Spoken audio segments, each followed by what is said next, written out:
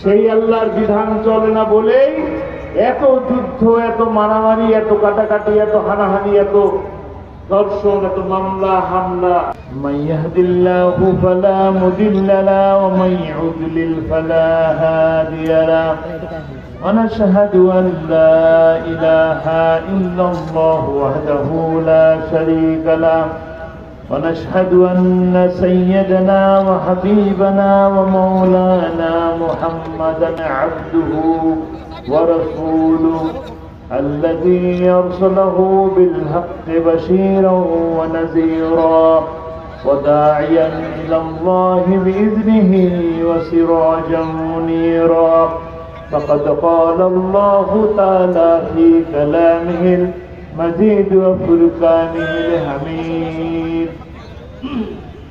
أعوذ بالله من الشيطان الرجيم بسم الله الرحمن الرحيم إن الله وملائكته يصلون على النبي يا أيها الذين آمنوا صلوا عليه وسلموا تسليما اللهم صل على سيدنا مولانا محمد وعلى آله سيدنا مولانا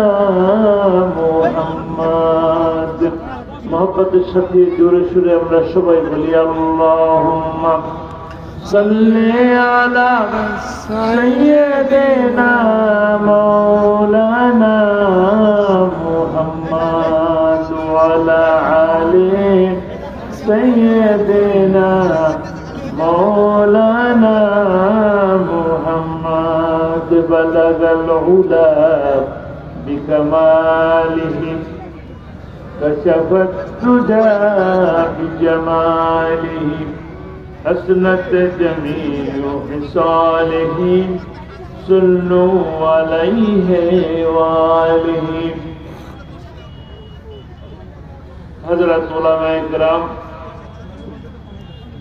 গন্ধমরুয়া নুরানি হাফিজিয়া মাদ্রাসার উন্নয়ন কল্পে ও এলাকাবাসীর উদ্যোগে তাফসীরুল কোরআন মাহফিলের আজকের এই মাহফিলের সম্মানিত সভাপতি, জাতি গড়ার কারিগর, শিক্ষক, আমাদের এই অঞ্চলের মুরব্বী জনাব আলহাজ মোহাম্মদ জাহাঙ্গীর আলম বাবুর, আজকের অনুষ্ঠানের সম্মানিত প্রধান অতিথি জাতীয়তাবাদী দলের লালমনিরহাট জেলা সহসভাপতি জনাব মোহাম্মদ রুকনউদ্দিন বাবুর, আজকের অনুষ্ঠানের সম্মানিত তাফসীরকারক, আন্তর্জাতিক খ্যাতি সম্পন্ন মুফাসসিরে কোরআন, বাংলাদেশ মজলিসুল মুফাসসিরিনের রংপুর জেলার বিভাগীয় সেক্রেটারি এবং কেন্দ্রীয় সদস্য জনাব মাওলানা মোহাম্মদ ফখরুল ইসলাম হাদি হাফিজাহুল্লাহ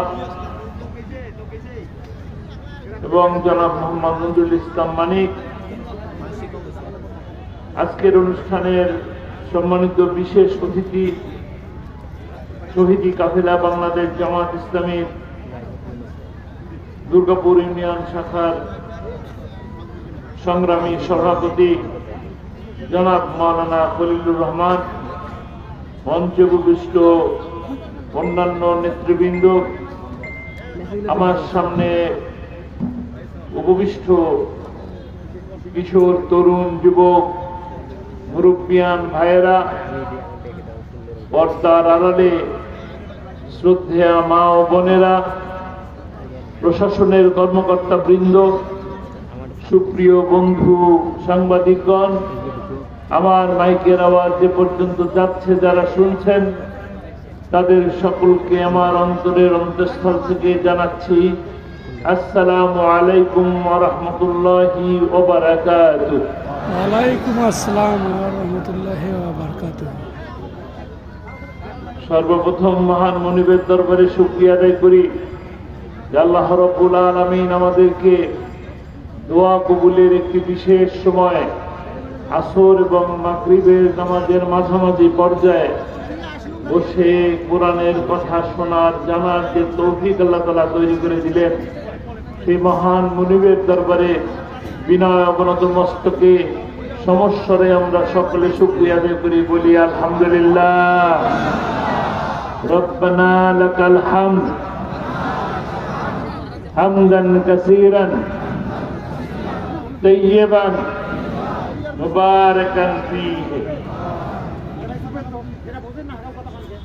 সেই সাথে একটি ধন্যবাদ জানাই আমাদের প্রিয় ভাই জনাব আতিকুর রহমান, জনাব নাইমুর রহমান খন্দকার, জনাব জুবাইদুল হক সহ ইন্তজাম কমিটির সকল সদস্যবৃন্দকে, যারা এত কষ্ট করে শ্রম দিয়ে, মেধা দিয়ে, অর্থ দিয়ে এই সুন্দর মাহফিলের আয়োজন করেছে, তাদেরকে কি একটি ধন্যবাদ দেওয়া উচিত কিনা? উচিত। উপস্থিত আপনাদের সকলের পক্ষ থেকে আমি ইন্তজাম কমিটিকে ধন্যবাদ জানাচ্ছি, শুভেচ্ছা জানাচ্ছি, মোবারকবাদ জানাচ্ছি। সেই সাথে কৃতজ্ঞতা জানাই যে আমাকেও আপনাদের মাঝে শামিল করার জন্য। আলহামদুলিল্লাহ, আমরা একটি বিশেষ মুহূর্তে, বিশেষ ক্ষণে উপস্থিত হয়েছি। বিশেষ ক্ষণ হল যে দোয়া কবুলের একটি বিশেষ মুহূর্ত। আসরের পর মাগরিবের আগে আল্লাহ রাব্বুল আলামিন দোয়া কবুল করেন। এই সময় আমরা এখানে এসেছি, এই দিনের বেলা যেখানে এই তরুণ, কিশোর, যুবকেরা মাঠে ময়দানে খেলাধুলা করার কথা, যে সময়টাতে হাট বাজারে আড্ডা দেওয়ার কথা, সেই সময় এই ছেলেগুলি, এই সোনার টুকরা ছেলেগুলি কোরআনের কথা শোনার জন্য এসেছে। আমি আশা করি আল্লাহ তাআলা এই মাহফিলের উসিলায় এই এলাকাকে আবাদ করে দেবেন। দোয়া করি আল্লাহ তাআলা আমাদেরকে কঠিন মুসিবতের সময়, হাসরের দিনে মাহফিল আমাদের জন্য নাজাতের উসিলা হয়ে যাবে, বলি আমিন। আমরা কিছুদিন পর পর ভালো থাকি, এখন কেমন আছেন? এখন আলহামদুলিল্লাহ ভালো আছে। কিছুদিন আগে আমাদের দুরবস্থা ছিল। ঠিকই বলেছে, আলহামদুলিল্লাহ। ওনার ঠিকই বলার কথা। শিক্ষক মানুষ, অনেক কিছু দেখেছেন নাকি? অনেক কিছু দেখেছেন, অনেক কিছু জানেন, এবং শুধু জানেনই না, এই অঞ্চলে অসংখ্য মানুষ তার ছাত্র আছে। অনেককে জানিয়েছেন নাকি? শিখিয়েছেন, বুঝিয়েছেন, জীবন সম্পর্কে বুঝিয়েছেন। অন্যভাবে বলতে চাই, আমরা একটা সময়, কোথায় পাবো আমি? ওটা ভিতরে কল আছে, দেখো একটা সময় ভিতরে কল আছে। এই বাংলাদেশ বা ভারত উপমহাদেশের একটি খণ্ড ছিল, নিশ্চয়ই জানেন আপনারা। 1947 সালে দেশ ভাগের সাথে আমরা ভাগ হয়ে গেলাম, বললাম গিয়ে পাকিস্তানের সাথে একসাথে ছিলাম, বৈষম্যের শিকার হলাম, বললাম ভালো নেই, আমরা ভালো নেই, আমাদের টাকা পয়সা অন্যরা নিয়ে যায়, আমাদের উন্নয়ন হয় না, তাদের উন্নয়ন হয়, আমাদের মাটির টাকা নিয়ে যায় তারা। আবার 71 আসলো, যুদ্ধ হলো, যুদ্ধে আমাদের 30 লক্ষ মানুষের জীবনের বিনিময়ে এই 55,000 বর্গ মাইল এই ছোট্ট ভূখণ্ডটি স্বাধীন হল। আমরা বললাম আলহামদুলিল্লাহ। আমাকে দেখছো? আমরা দোয়া করি সেই সমস্ত নিহতদের, আমাকে দেখছো? যারা যুদ্ধে রণাঙ্গনে নিহত হয়েছে, দোয়া করি আল্লাহ তাআলা তাদেরকে শাহাদাতের মর্যাদা দান করুন, তাদের গুনাহ খাতাকে মাফ করুন। আবার সেই সাথে এটাও দোয়া করি, এই বিজয়ের মাস, এটা দোয়া করি আল্লাহ রাব্বুল আলামিন রণাঙ্গনের সেই বীর মুক্তিযোদ্ধাদেরকে, জীবিত মুক্তিযোদ্ধাদেরকে আল্লাহ তাআলা নেক হায়াত বাড়িয়ে দিন, সুস্থ রাখুন, স্বনির্ভর রাখুন। যতদিন হায়াতে আছে ততদিন যেন নিজের শক্তিতে নিজে চলতে পারে। কিন্তু স্বাধীনতার পরে আবার আমরা ভালো থাকতে পারলাম না। কিছুদিনের মধ্যেই মনে হলো যে আমরা আবারও জুলুমের শিকার হচ্ছি, নির্যাতনের শিকার হচ্ছি। এক সময় দেখা গেল যাদের নেতৃত্বে দেশ স্বাধীন হলো তাদেরকে হত্যা করা হলো, খুন করা হলো।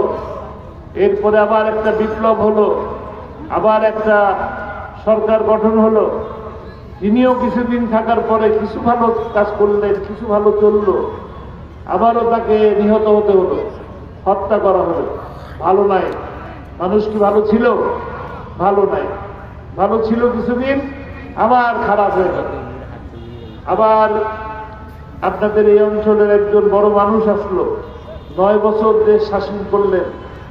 এরশাদ সাহেব 10 বছর আবার সাজা খাটলেন, জেলে থাকা অবস্থায় আবার এমপিও হলেন, বহুবার এমপি হলেন। কিন্তু আমরা কিছুদিন ভালো থাকার পরে আবার বললাম ভালো নেই। আন্দোলন হলো, সেই আন্দোলনে এরশাদের পতন হলো। আবার খালেদা আসলো, খালেদার বিরুদ্ধে আন্দোলন হলো।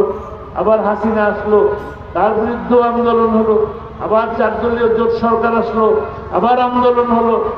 আবার তো বিরাট বিশাল সময় ধরে 16টি বছর ধরে একটা শ্রেণী শাসন করলো, যারা কিনা আমাদেরকে নির্যাতন, নিপীড়ন, জেল, রিমান্ড কোনো কিছু বাদ রাখেনি। সত্য কিনা? সত্য, ঠিক কথা। তার মানে কি ভালো নাই? ভালো আছি? ভালো নেই। কত আন্দোলন হলো, কত মানুষের জীবন গেল, অসংখ্য মানুষের জীবন। 28শে ফেব্রুয়ারিতে আল্লামা সাঈদীর বিরুদ্ধে রায়ের প্রতিবাদ করতে যে অসংখ্য মানুষ জীবন দিল। 25শে ফেব্রুয়ারিতে সেনাবাহিনীর 57 জন অফিসার জীবন দিল। 5ই মেতে শাপলা চত্বরে রাতের আধারে লাইট অফ করে দিয়ে পাখির মতন গুলি করে হত্যা করে মানুষগুলোকে মেরে ফেলা হলো। শান্তি নাই। শান্তি আছে? শান্তি নাই। ক্ষমতায় থাকার জন্য এমন কাজ নেই যে কাজ তিনি করেন নাই, সব কাজ করেছেন। শেষমেশ আমাদের সন্তান, সমতুল্য কলিজার টুকরা সন্তানেরা, ছাত্ররা, তারা একটা দাবি নিয়ে রাস্তায় দাঁড়ালো। সেই রাস্তায় দাঁড়ানো একটা অপরাধ হয়ে গেল। সেই অপরাধেও 2000 মানুষের জীবন গেছে। সেই 2000 মানুষের জীবন এবং 40,000 মানুষের আহত রক্তের বিনিময়ে আজকে আমরা এখন বলতেছি একটু ভালো আছি। এই ভালো থাকা কতদিন করে? আমরা দোয়া করি 16ই জুলাই থেকে 5ই আগস্ট পর্যন্ত যারা জীবন দিয়েছেন আল্লাহ তাআলা তাদেরকে জান্নাত নসিব করুন। আর যারা আহত অবস্থায় এখনো বিছানায় অথবা হাসপাতালে কাতরাচ্ছেন আল্লাহ তাআলা তাদেরকে সুস্থতা দান করুন, সুস্থতার পূর্ণ নিয়ামত দান করুন। কিন্তু আমরা তো শান্তি বেশি দিন থাকতে পারতেছি না। আবারও এখন দেখতেছি ষড়যন্ত্র হচ্ছে। সেই 28শে অক্টোবরে ষড়যন্ত্র হয়েছিল, অমাকারু অমাকারাল্লাহ আল্লাহু খায়রুল মাকিরিন। 28শে অক্টোবরে ষড়যন্ত্র হলো, সারা দেশ থেকে লগি বৈঠা নিয়ে যেতে বলল। ঢাকা শহরে 11 জন মানুষের উপরে লগি বৈঠা দিয়ে দিনের আলোয় পিটিয়ে পিটিয়ে হত্যা করে তারপরে নৃত্য করেছে। শান্তি আসে নাই। ক্ষমতায় যাওয়ার জন্য হত্যা, ক্ষমতায় থাকার জন্য হত্যা। কথা ঠিক আছে কিনা? ক্ষমতায় যাওয়ার জন্য হত্যা, ক্ষমতায় থাকার জন্য হত্যা, কিন্তু শান্তি প্রতিষ্ঠা হয় নাই। তারা নিজেরাও শান্তিতে থাকতে পারে নাই, দেশবাসীকেও শান্তিতে থাকতে দেয়। শান্তি কোথায়? শান্তি কোথায়?